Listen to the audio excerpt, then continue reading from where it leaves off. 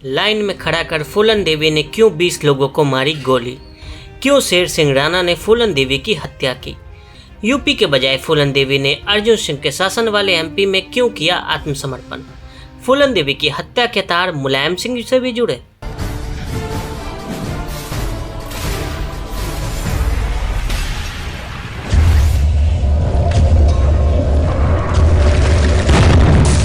नमस्ते, मैं हूं विनय आकाश और आप देखना शुरू कर चुके हैं प्रभात साक्षी का खास कार्यक्रम मोस्ट लेवल इंफॉर्मेशन यानी एमआरआई। चंबल की रानी फूलन देवी, दस्यु सुंदरी फूलन देवी, बिहार की दहशत फूलन देवी।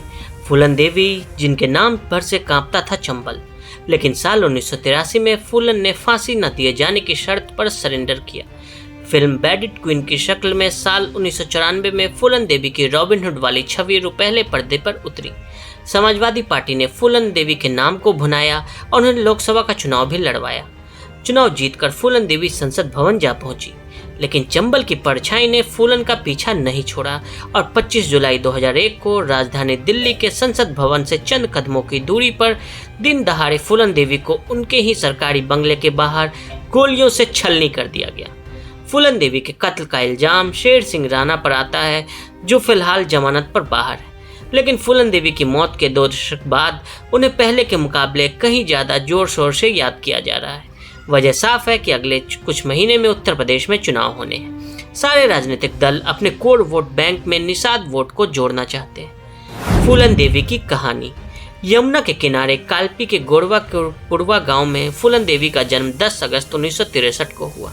पुराने ख्यालात के लिए अपने रूढ़िवादी सोच की वजह से अपने लड़के और लड़कियों की शादी कम उम्र में ही कर देते थे। ठीक वैसे ही फूलन देवी के पिता ने उनकी शादी महज 11 साल की छोटी उम्र में कर दी, लेकिन फूलन की किस्मत में कुछ और ही लिखा था।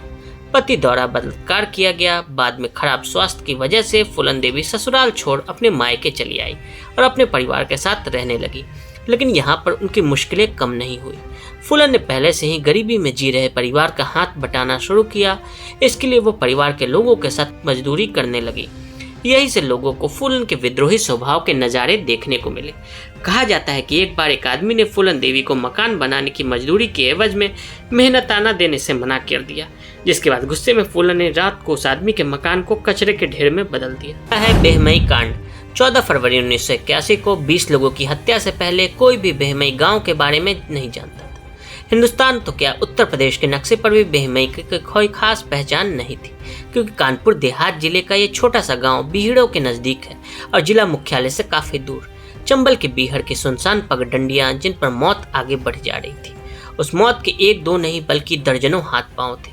हाथों में खतरनाक हथियारों के साथ मौत बीहड़ की खामोशी को रौंदते हुए अपनी मंजिल यमुना किनारे बसे गांव बेहमई था। बीहड़ से आए दर्जनों डकैत धड़ाधड़ गांव में दाखिल हो गए।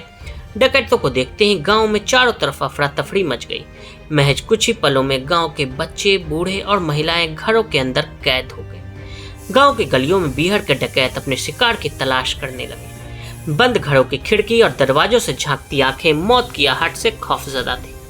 डकैत उस गांव में अपने 2 दुश्मनों श्री राम और लाला राम को पकड़ने पहुंचे थे।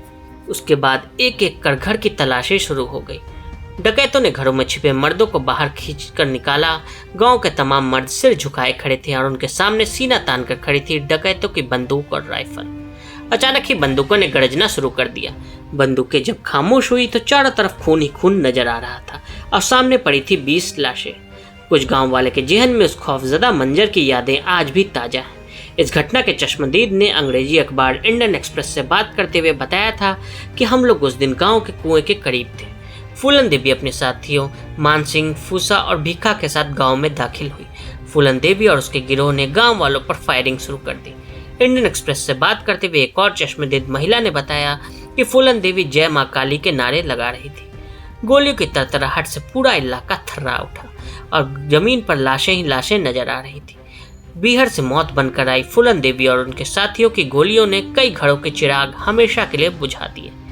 20 मिनट तक ताबड़तोड़ गोलियां चलती रही और लगा कि पूरा गांव मातम में तब्दील हो गया और फूलन और उसके साथी खेतों के रास्ते जंगल भाग गए।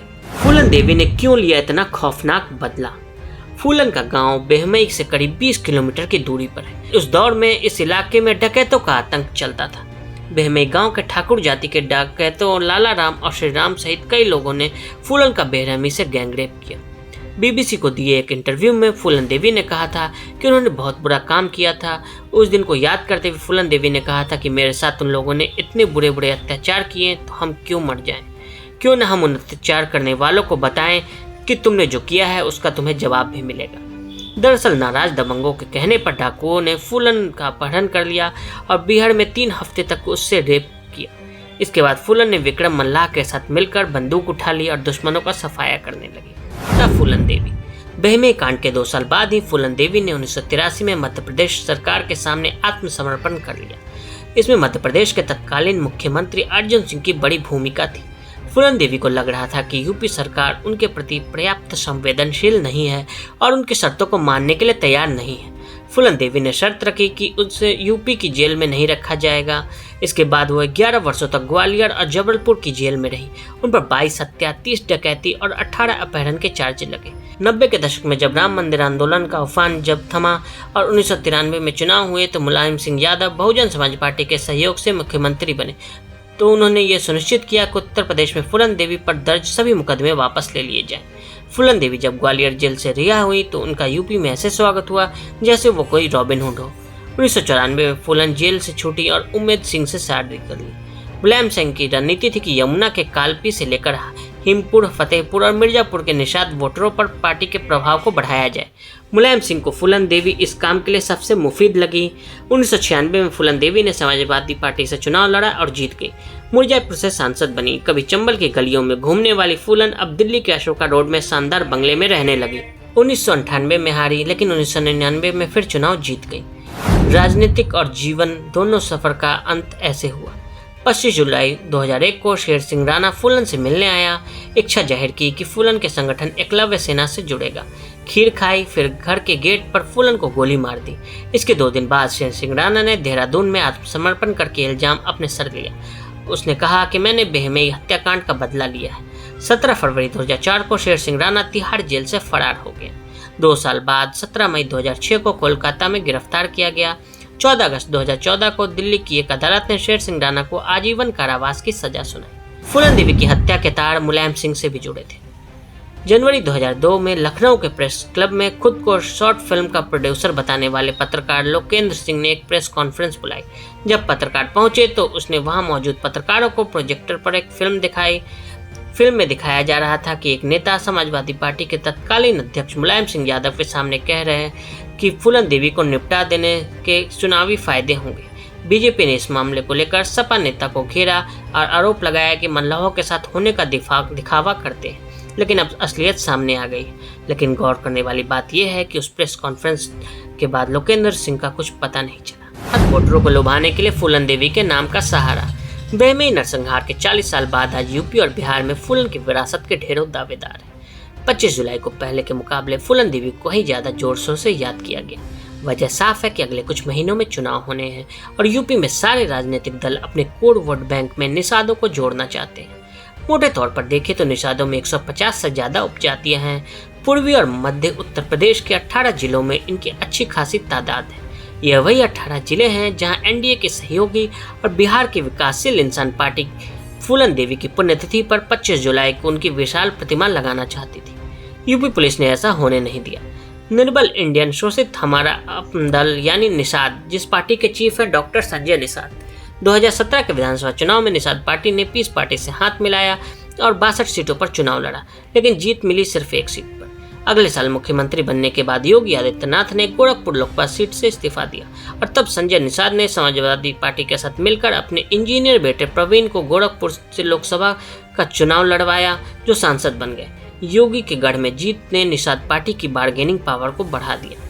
अगले साल के लोकसभा चुनाव में बीजेपी ने संजय निषाद को अपने पाले में ला, उनके बेटे को संत कबीर नगर से टिकट दिया और वह जीते। लेकिन आगामी उत्तर प्रदेश विधानसभा चुनाव से पहले डॉक्टर संजय निषाद ने डिप्टी सीएम पद की मांग कर डाली।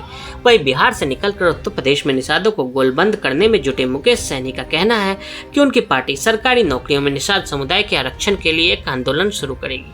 पार्टी ने यूपी चुनाव में करीब 160 सीटों पर अपने दम पर चुनाव लड़ने का निर्णय लिया है। वहीं फूलन देवी को लेकर सियासत करने में समाजवादी पार्टी भी पीछे नहीं रही है। पिछले साल फूलन देवी की बरसी पर सपा अध्यक्ष अखिलेश ने बैड इट क्वीन का पोस्टर ट्वीट किया था। आज के लिए दें इजाजत और ऐसी रिपोर्ट्स को देखने के लिए प्रभा साक्षी के साथ लगातार बने रहें। फेसबुक और ट्विटर पर हमें फॉलो करें, यूट्यूब पर प्रभा साक्षी को सब्सक्राइब करें।